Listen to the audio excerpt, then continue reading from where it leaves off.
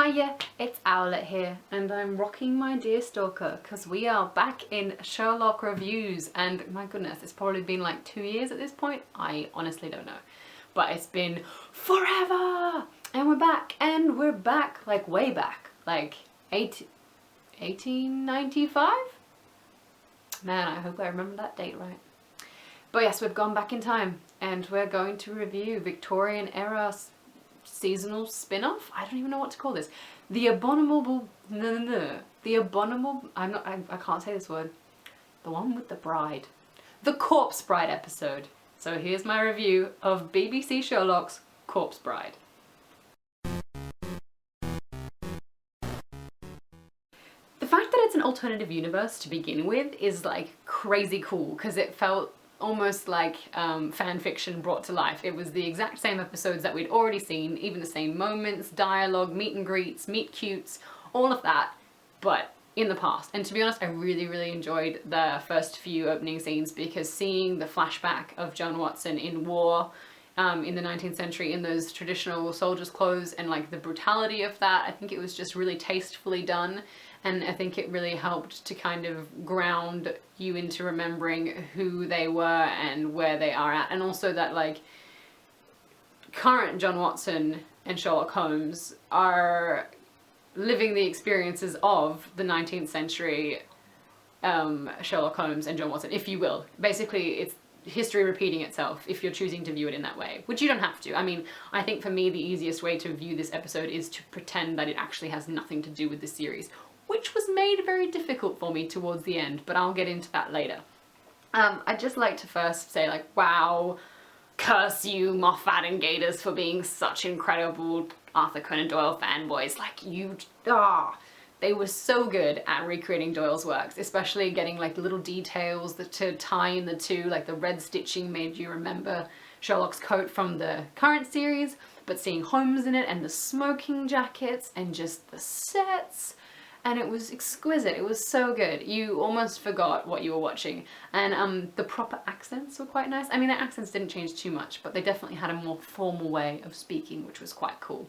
And Lestrade with his sideburns. And it was also fun to see them kind of take on more of the Sherlock Holmes, Arthur Conan Doyle canon roles. So if you've read the books, you would know that Watson did come across as more bumbling than he does in the modern series, because he is kind of a lesser character. He's a good writer, but he's not really the brains of the effort. He's literally someone that Sherlock just bounces ideas off.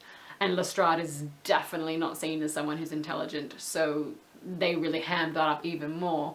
And they all kind of took it, which is like, you know, in the current series they just don't stand for it, which is good. I mean, however, we saw Mrs. Hudson definitely wasn't taking any crap. Doesn't matter what era you stick her in, her sass level is high and she's awesome. So Una Stubbs, you're a treasure. That was great. I know I often say that I don't enjoy narration, and 9 times out of 10 it's true. There are exceptions to the rules, and I feel like this one was one of those exceptions as well. I actually enjoyed having John Watson sort of narrate our way into the opening scene and talk about Sherlock Holmes, because that also kind of really heavily tied into the books, and it really felt like you were just reading straight from the Strand itself. So that was a very nice little touch. The observations from Sherlock were highly saturated in the first few scenes, which is also very true to the books, because he really does just kind of spew thoughts and they're accurate. But I feel he was still quite cruel, which is true of the modern Sherlock, but I actually never really feel like Sir Arthur Conan Doyle's Sherlock is as cold and cruel and calculating as the BBC Sherlock. So that was interesting that they took some aspects but definitely held true to the characters that they had created in the modern universe, which, you know, we of course found out why later on. Having them slow things down when Lestrade was retelling the scene with the shooting of the why can I not remember her name? They said it like 1,000,000 times. Amelia Recolletti? Mrs. Recolletti. Anyway, we'll go with that. When she was, you know, shooting everybody in her crazy bridal outfit, and like pew pew, and they slowed it all down. That felt very much like the Guy Ritchie films, which, considering the fact that that's another modern Victorian era adaptation, it was kind of, I wondered if it was a little nod, being like, ah, clever. It was also a really cool technique, and I enjoyed that, like, later on when Watson got a telegram, it had it come across in a typewriter, like they had done with the text messages. It was all these little things. That being said, there were some really strange transition choices, like that spinning globe which led to the cab, and when they went across the mansion, they spun it around a few too many times. I was like, I'm gonna be sick. Which is interesting because they have amazing cinematography a lot of the time, but then especially in season 3, there have just been some moments where I'm like, design team, what are you doing? But each to their own. I mean, their creativity should not be squashed. I'm just not sure what they were trying to achieve with that. From start to finish, I was kind of like holding my breath at certain moments, because even the profiles of them in the intro was amazing, and there was definitely quite a few moments throughout that I was like, I'm holding my breath. I like that we went to the Limehouse, that we had a character going to the Limehouse, because that's a big thing in the books as well. Definitely more opium dens and the underground Orient. That was very big in Doyle's writing. And I loved that Molly Hooper was there in disguise, because that was also a common writing tactic. It's a trope, definitely. And I feel like it was actually tastefully done, because, you know, Watson made sure to reference that it's amazing what you have to do to get by in a man's world. And she was also just so headstrong, which is fantastic, because Molly Hooper in the modern world, while she was a bit of a doe in headlights around Sherlock in season 1, turned into such a strong character, and that's super cool. So it was kind of fun to see her in the past as a badass dude, but still meeting a badass Molly Hooper underneath that badass dude exterior. The idea that it was secret twins was hilarious, because, I mean, of course, that's everyone's first thought was, oh, could it have been a twin? And the fact that Sherlock was like, it's never twins. But in a lot of Agatha Christie's things, it has been like twins or a sibling that you don't know about. So it is occasionally twins in writing, but I think that they were taking a dig at that. And also it was just fun to watch, again, John Watson be put in his place, because, you know, he tries. Goodness knows he tries. For example, the sign language. Oh, bless. He was trying so hard and looked like a bit of a idiot. Which, again, comedic relief. He got to be the comedic relief, which I think Watson was initially designed for in a lot of the adaptations. I don't actually feel like he's actually the bumbling fool very much in the books. That saved more for Lestrade. But, because Sherlock holds him in quite high admiration. That's why he keeps him around his company. I mean, it may not come across that way a lot of the time, in the fact that he was like, oh, I didn't even realize I was talking to the chair. I thought he was improving. I don't feel like that's something that Sherlock genuinely feels. I think, again, it's possibly one of those things that he uses to deflect the fact that he has feelings. But, yeah, it was interesting to see them kind of ham things up a bit. The heavy Mycroft was canon, but possibly a bit insensitive. I'm just not sure how I feel about them whole taking bets on how long he has to live and encouraging him to gorge on puddings. I mean, it was classic Moffat and Mycroft. Sherlock and Mycroft banter, but I don't know, that whole entire scene just made me a bit uncomfortable. But I guess I'll just let it slide. The 5 Orange Pips was a pretty cool tie-in as well. I enjoyed that little nod to that story. And also the spooky grounds, like when they were delivering that story through the eyes of the wife, it was really cool to have the sweeping foggy grounds at night, and it really made it start to feel like a proper mystery. It was everything I wanted Hounds of the Baskervilles to be but failed to be, which was a bit frustrating, but it was really good. I very much enjoyed that.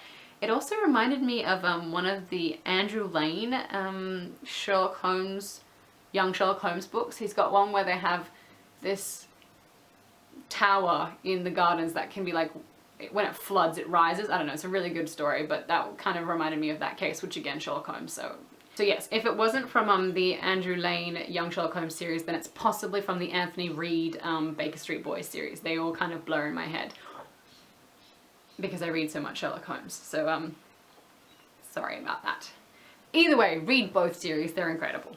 When they were doing the train scene and Sherlock and Watson were talking about the possibilities, and Watson was quite convinced it could be a ghost, which kind of throws back to the Hound of Baskerville, because he was the one who was more convinced that it could have been supernatural than Holmes, because he's always hunting for, you know, truth, and he just kind of dismisses the supernatural ideas.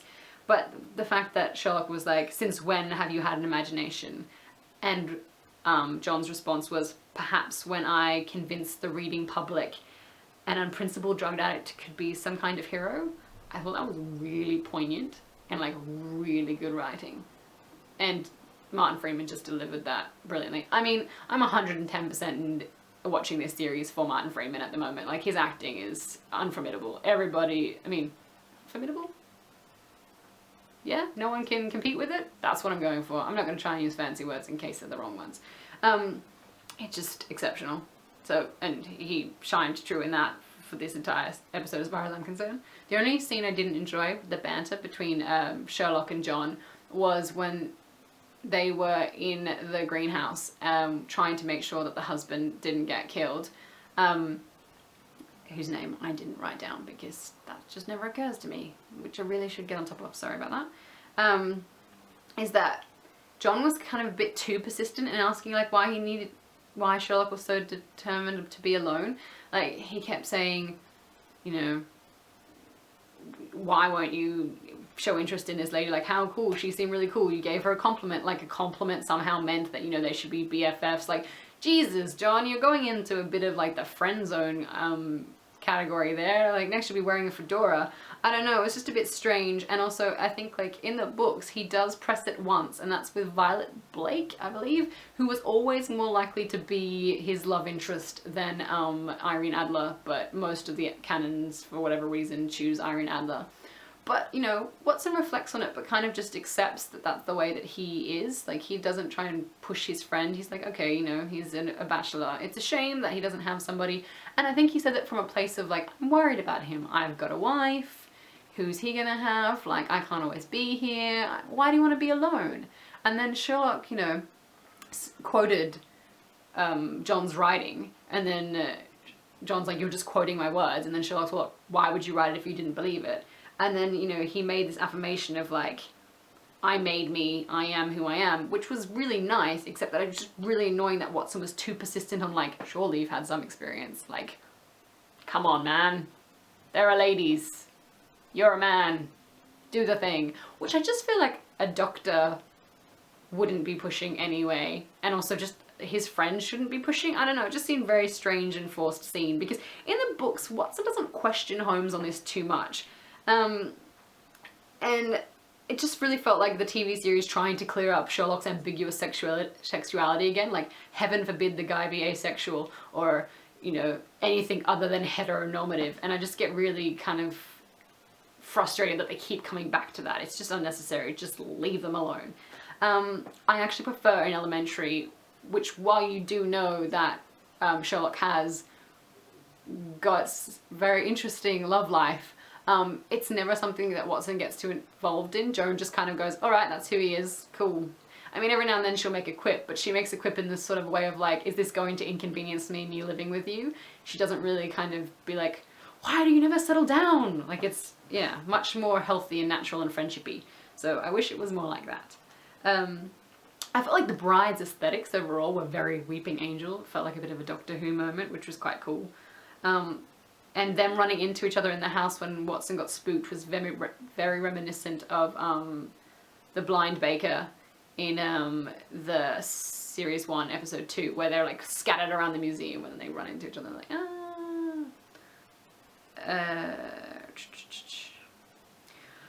all I kept thinking throughout the entire episode, and like even at the end of the episode, is that I really don't want Moriarty to be alive. Only because the waterfall scene in the canon, sure, was kind of obscuring how Sherlock survived. I mean, it was some, I landed on a cliff, but, you know, Moriarty fell to his death, and it's all, let's just go with that and believe it. I somehow magically survived. Like, he was literally, he wrote himself out of it in a very vague, I can save the day kind of way. But this is not that situation. This is on a rooftop with a gun in a very definitive way. Like, I don't feel like Sherlock wouldn't check to see if Moriarty had a pulse. I feel like if Sherlock had if Moriarty had shot the ground while he shot himself, like, Sherlock would have noticed all these things. Yes, there was a lot of pressure and tension in that scene that, you know, his feelings and emotions might have obscured his ability to think, and therefore he missed things, but I just don't feel like he missed something as obvious as that. And there are moments when I feel like the fact that we spent so much of the last half an hour of this episode of Sherlock trying to chase that around just to confirm that it was true just felt like a dog chasing its tail. Like, we keep coming back to this idea that Moriarty could be alive, and it's just a little bit exhausting and annoying. And I say this with concern only because I know that Moffat has a habit of bringing people back. And what I really actually wanted the entire time, which we can't have now because we've already had season 3, was the idea of that Moran was still out there, and that, you know, he was the last of Moriarty's troop that Sherlock had to hunt down, and that when they trapped him, that's when Sherlock and John first meet up again after the fall, and they have that meeting, and they have the stakeout, and they, you know, they deal with him, and that just was so much more satisfying in the books than it has been in the series thus far. That being said, Andrew Scott's acting was crazy good. He's just so amazing, very, very talented, so it was really good to have him in that series and just in that episode, just to kind of be like, wow, yes, I forgot you were incredibly creepy as Moriarty. Mad props to you. That was so scary. Just because he's, I don't know, he really does do that whole reptilian thing. I mean, we thought Magnus was bad last series, but like the licking the dust off the shelf and just the way he speaks and the way he tilts his head, do not want. It's pretty clear though from the start that Moriarty was not actually in his apartment and that it was drugs, and then, you know, that was fine to have the drugs and dreams thing, and I was kind of okay with that until we went back to the plane, and then it became this constant game of, are you really awake, but are you sleeping, but are you really awake, but are you sleeping?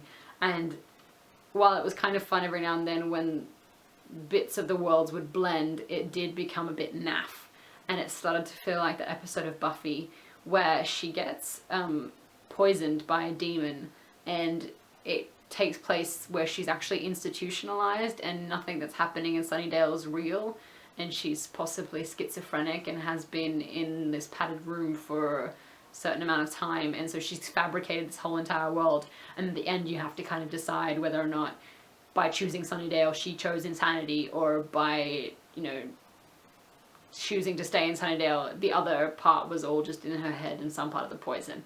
It just felt a bit like that. One of those, you know, classic tropes of, and then I woke up, which they tried to dodge by being like, oh, you know, he was in his mind palace and really heavily overdosing on drugs. Like, it was just some wild trip to kind of prove the point that Moriarty is definitely dead and therefore not back, and therefore there's a bigger case to solve and we need to work out what is going on, which is exciting, but I just was really kind of disappointed in like the last, I would say, half an hour. Once we went back to the plane, which was quite jarring too, because we were so immersed in the Victorian era, and I was like, yes, I'm here, I'm 100% for this, let's go.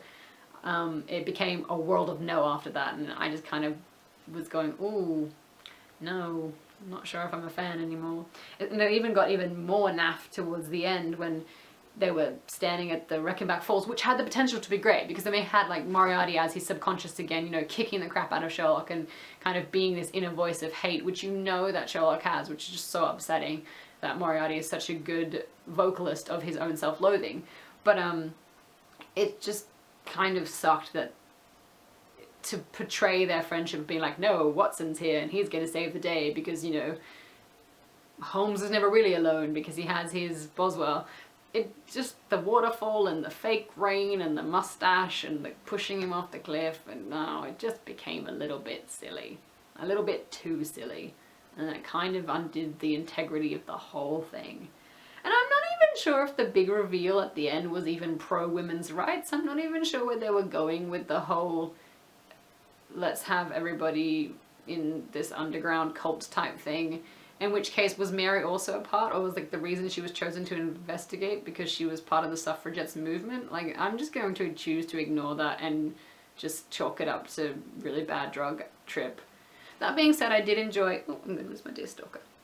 I think it was really important when Mycroft said, like, no one deceives like an addict, because I think that's very, very true, and it often is not seen that way. Like, people often see addicts as like the train spotting portrayal where they're just delinquents, but you know, addicts can often look and act like everybody else, and you know, they're battling their struggles quite quietly while going to jobs and looking after their family, and I think that's very hard for a lot of people to understand. So I thought that that was a very good point. And you know, while it was disappointing for everyone else on the plane that, you know, Sherlock had gone off the rails again, for Mycroft, he just really wanted to be the bigger brother and help him out and be like, look, I'm still here for you, even if you don't want my help. Whereas John was very much back to being, oh, you know, this could have killed you, I'm so angry.